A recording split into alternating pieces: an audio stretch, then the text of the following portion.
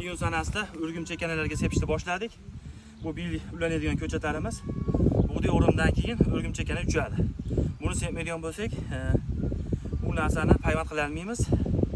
Bilga tayyor gilos ko'chatlarimizga nimalarga bilga ulanadigan ko'chatlarga sepishni boshlaganmiz.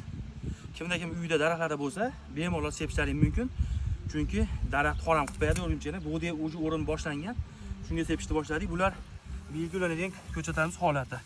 Sizda bo'lgan inshaalloh chiqdi, xudo xolasa. Hozir tayyorga ham sepamiz.